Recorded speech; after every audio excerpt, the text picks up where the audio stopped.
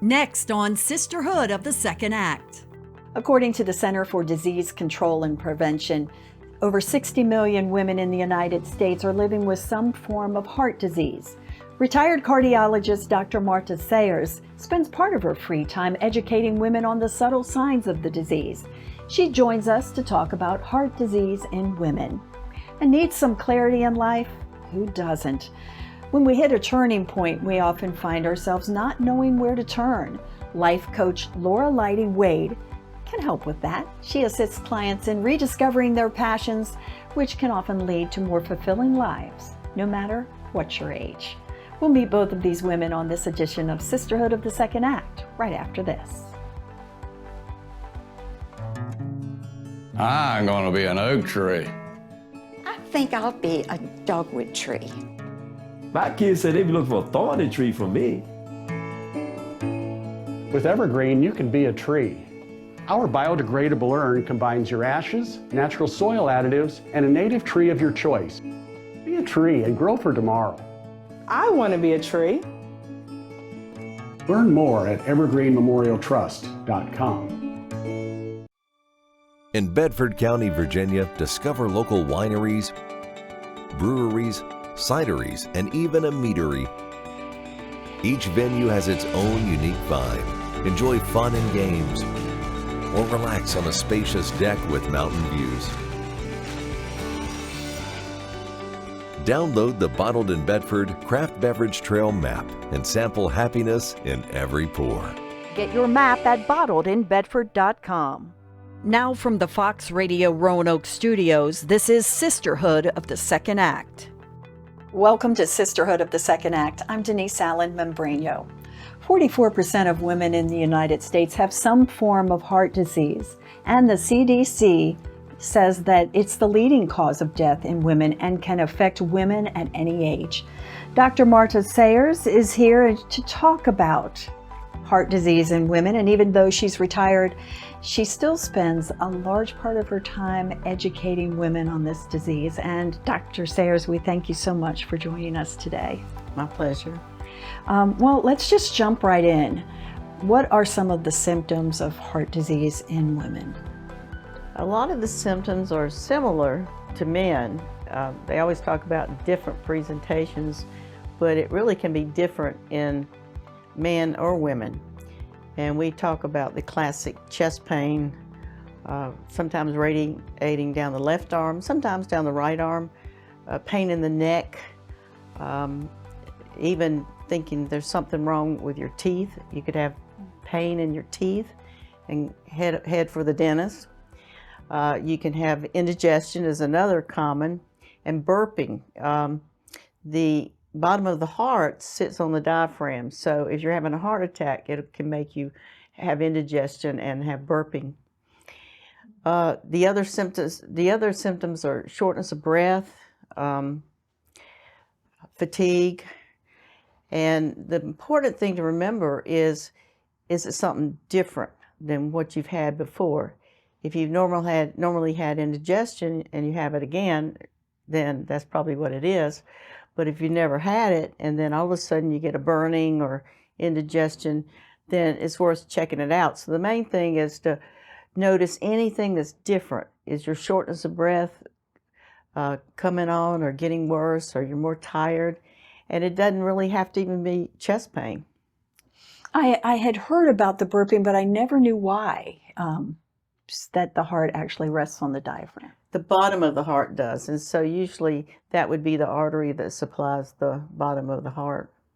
And so would that be one of the unusual symptoms that might occur in a woman? Or yes, especially if they hadn't had indigestion or burping before. And the burping is very important. And we, in the cath lab, when a patient would start burping, and we'd start worrying. Mm-hmm. So that is definite symptoms in some of them. And a lot of people, especially women, don't really pay any attention to it. Are there any other ones that you might not have mentioned that can be unusual? I've seen back pain, shoulder pain. We always say classically pain radiating left arm. I've seen it radiate down the right arm. I had one patient that every time she had shoulder pain, I knew she had a blockage. And she would come in and say, "I got arthritis." And I said, "No, you have a blockage." So those are the usual symptoms, but you have to pay attention to shortness of breath and being tired, fatigue that you normally haven't had. And especially if you have a family history, then those things you want to pursue pretty quickly. I think that fatigue is a hard one because everybody seems to be tired nowadays, you know, so you're just, oh, I'm just tired, but, you know, no, actually. Oh, that really is that's, we all have that, but I'm just talking about with normal activity, not if you're out climbing a mountain or something. Yeah. Okay, so something you normally do that you're not, that doesn't bother you, but all of a sudden starts to. Right. Are there certain types of heart disease that are more common in women than in men, or is it pretty much equal in that regard? Well, as you mentioned, heart disease, coronary artery disease, blockages in the arteries are the #1 killer of women and men. And before menopause, it's less than in women. But as soon as they hit menopause, they start catching up with men. So that's the main thing that we were talking about. There are other types of heart disease, but I can't say that they're more prevalent in one gender versus another. And I guess depending on what type of heart disease you may be experiencing, the symptoms might be different. Correct. We are talking with Dr. Marta Sayers about heart disease. She's a cardiologist and she's joining us today. You mentioned that after menopause, why after menopause do women really catch up to men with heart disease? Well, that's an important factor because we feel that the hormones, the estrogens, help protect women.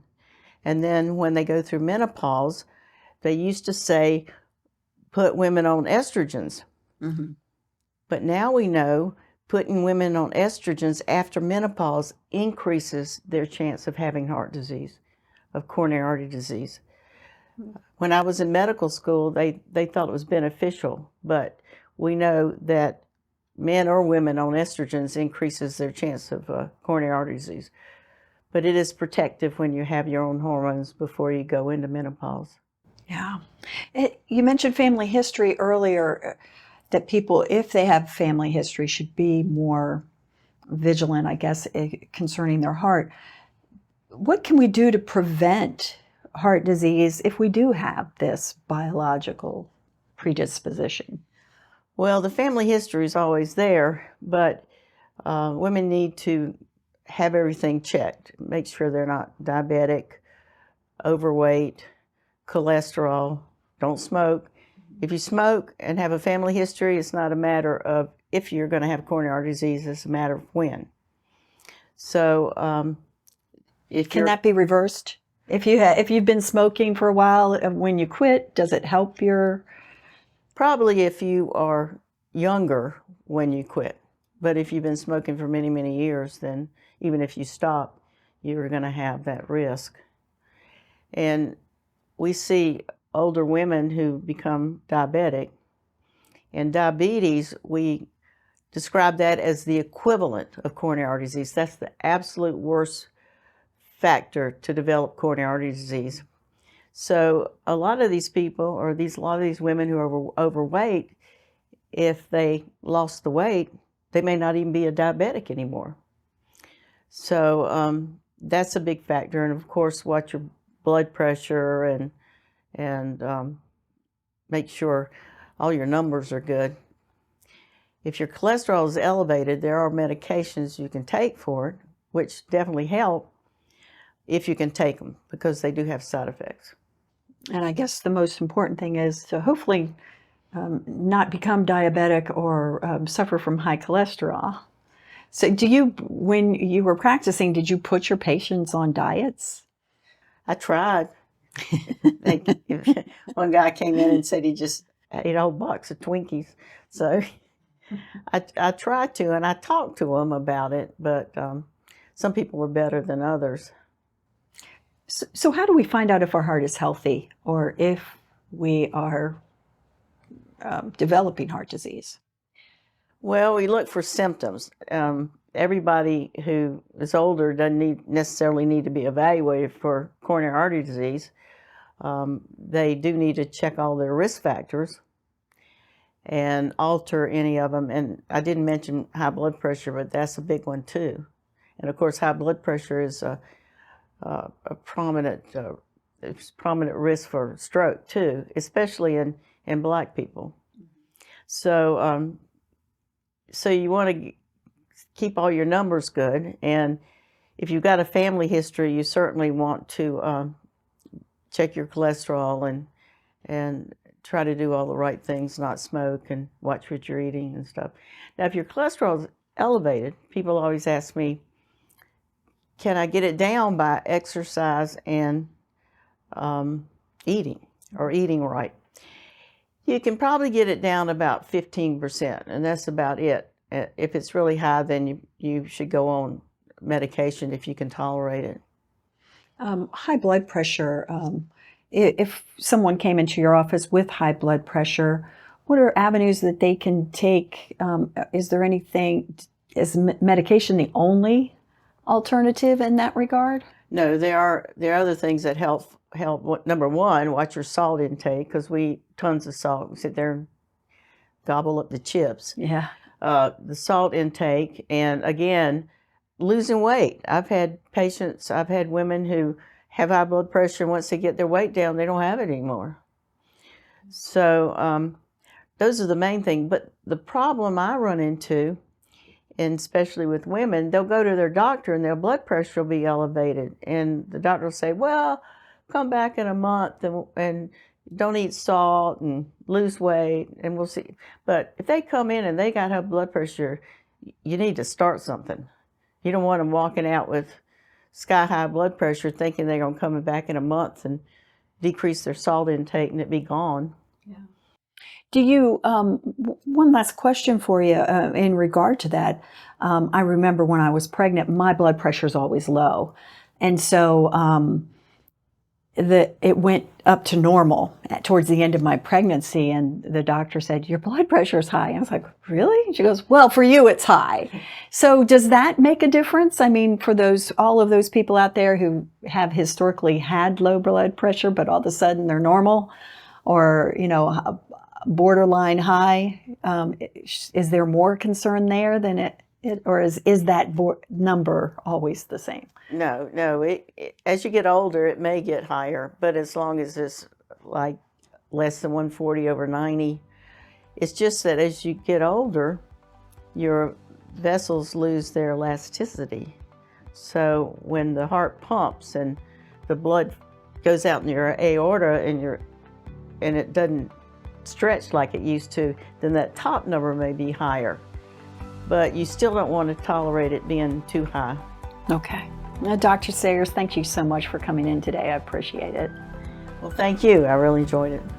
And we will have Dr. Sayers' contact information in today's show notes at sisterhoodofthe2ndact.com. Up next, have you been asking yourself, where do I go from here? The key to moving from striving to thriving, right after this. In Bedford County, Virginia, discover local wineries, breweries, cideries, and even a meadery. Each venue has its own unique vibe. Enjoy fun and games, or relax on a spacious deck with mountain views. Download the Bottled in Bedford Craft Beverage Trail map and sample happiness in every pour. Get your map at bottledinbedford.com. I'm going to be an oak tree. I think I'll be a dogwood tree. My kids said they be looking for a thorny tree from me. With Evergreen, you can be a tree. Our biodegradable urn combines your ashes, natural soil additives, and a native tree of your choice. Be a tree and grow for tomorrow. I want to be a tree. Learn more at evergreenmemorialtrust.com. Once again from the Fox Radio Roanoke Studios, Sisterhood of the Second Act. Welcome back to Sisterhood of the Second Act. I'm Denise Allen Membreno. Laura Leighty Wade is a Soul to Goal guide, an empowerment coach, as well as a certified passion test facilitator. She helps clients reconnect with themselves, which often leads them to more fulfilling lives. She joins us now to talk about putting the joy back into our lives. And Laura, thank you so much for coming in today. We really appreciate it. Thank you for having me. I'm happy to be here. Yeah, I know a lot of people, we were just talking before we started the show today about, asking people what you want. And it's amazing how many people can't answer that question. But before we dive into that, I want you to explain, because I'd never heard before of a soul to goal guide. So what is that, and what is an empowerment coach? Well, a Soul to Goal guide was something, the name came to me through an inspiration. Basically, it came to me because what I do is I take people on an inner journey to connect with their soul, their higher self, and from there decide what they want to create in their lives. Mm-hmm. So it has to come from within instead of from without. And a lot of people don't take the time to do that, to actually go within and say, what is my soul longing for? What is it that I truly desire? What does my heart want? And so that's what I help people do. And then empowerment is helping them then put that into action. I think too, though, that even just finding out what you really want to do is empowering. It is. I mean, I would think that. So women, this show is geared to women 45 and older, and they're often at a crossroads at this point in their life, either empty nest, a little bit later in life, retirement. So do you find that a lot of your clients out there have a difficult time answering that question? Like, what is your passion? What do you really want? I run across both, but sometimes what happens is, because especially as women, we tend to be very involved with our children's lives, and we tend to prioritize caretaking of other people, either our children, our parents. Even at work, we kind of are responsible for organizing everything and, keeping the social aspect going. We take care of people even at work sometimes. I think that sometimes we forget what's really important to us. And that happened to me when I was a new mom. I had 3 children under the age of 3 because I had twins the second time. And when they were young, I was so blessed to be able to stay home with them. And at the same time, I felt like something was missing. And part of that was because I had always helped people discover their passions and their purpose before that as an on-purpose person mentor. And so when I was staying home, figuring out what do I want? I'm lost in mommydom. What do I want? What really matters to me? And that's part of the reason it became important to me to share with other people, because I see that we lose ourselves sometimes, either in our careers or as moms. Yeah, and when you are doing the mommy thing, it is hard to find the time to enact what you want, especially when you have 3 under 3. Oh my gosh, or 3 and under. That's amazing. So where do we start when we're trying to determine what it is we want or our purpose? Where do we start? Well, of course, I share with people a process called the passion test. So that's one of the first things that I do, is to help people go through and prioritize what are your top 5 passions. But if you're not working with me and you just want to know today, what can I go out and do? Notice, what do you get excited about? What do you, like when you start talking, you get lit up about? Mm-hmm. And other people can notice it and see it. It could be gardening. It could be volunteering for an organization that feeds people or helps the homeless. What is it that you get excited about?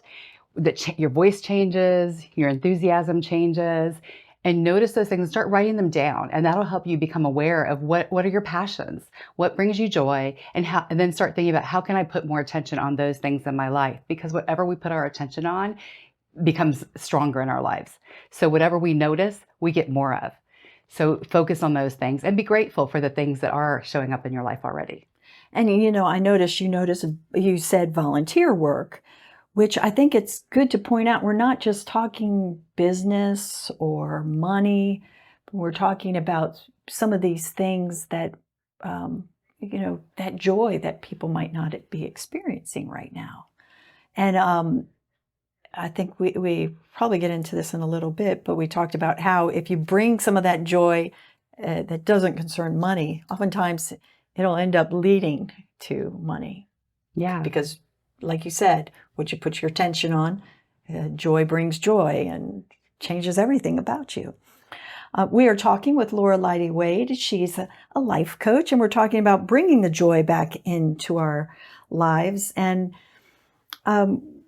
if you're helping someone and they just can't answer that question, or, you know, they've been doing, like what you said, their life has been their career, their children, do you get them to remember who they were before job and children, or, you know, has that changed and all of a sudden we have to find like what's our new passions are? Do you know what I'm saying? Yes. Well, two ways to look at it. One is I do actually have people sometimes think back to when they were a child. What did they get excited about then?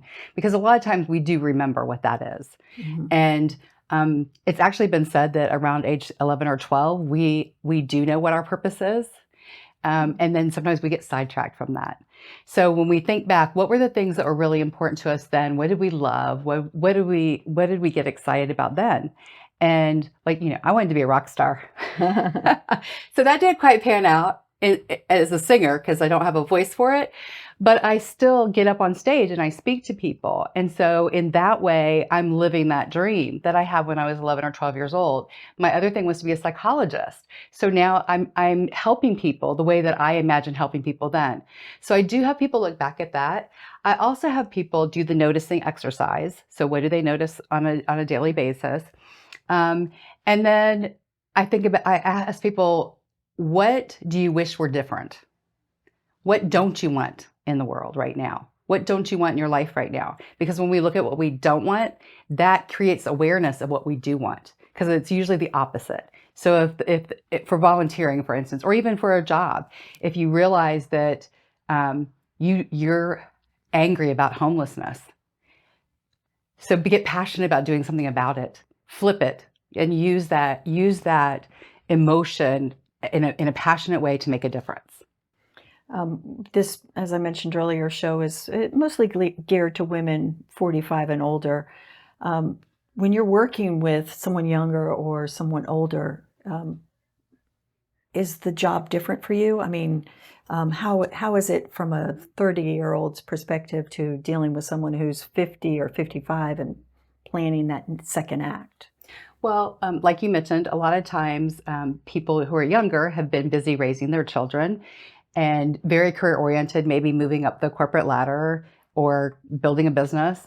And so their focus has been more on that.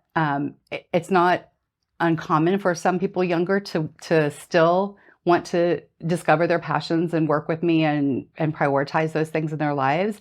And for women who are 45 and older, a lot of times, because their children are more on their own now, they have more time to think about what they want. They can look back and see what's worked, what hasn't worked. And so they're more likely to be committed to find what brings meaning and fulfillment to my life. What's a legacy that I want to leave? Right.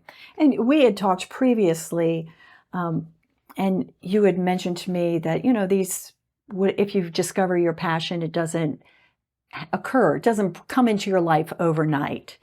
And it's more about the pursuit, the journey that leads to that passion. Explain that and how that's beneficial, where not just the getting, but the going. So once you know what you want and you have a clear vision of what that is, so then you kind of have your goal, you know, what you're working towards. But it's really important to enjoy today and enjoy the journey, because that's really, life is made of moments. It's not made of just that one time you actually accomplished the thing, right? It's going up the mountain. It's enjoying the view as you go. The people that are journeying with you. It's enjoying all of that. So when you know what you want, you focus on it. And this is how vision boards work too. It keeps your attention on it. And at the same time, it increases your emotions and your excitement about life in general. And as you're increasing that enjoyment on a daily basis, you're actually attracting those things to you But what really matters is how you feel about it. So if you feel great and you feel joyous and you feel excited, you're going to feel that way whether you actually get the thing or that job you thought you wanted or whatever. But it's the feeling. And that's what we're really going for, is the feeling. We want to enjoy our lives and feel fulfilled every day. Right. And that feeling, I guess if you have that great feeling, it doesn't really matter what's going on. How have you seen your lives of your clients change? What has been the most rewarding thing for you? Well, one of the most recent examples is a woman that I've worked with for quite some time, on and off, at different stages of her life. And working with me, she finally came to the realization that love was all around her. And that looking for it outside of herself, that she didn't have to keep searching for just that one person, even though that would be nice. Like, that's one of her, on her vision board, that's one of the things she wants, is that one person to share life with. And what she realized is, wow, if I just pay attention, there's love all around me. And I have so many wonderful people in my life. And when she focuses on that, she feels better about herself.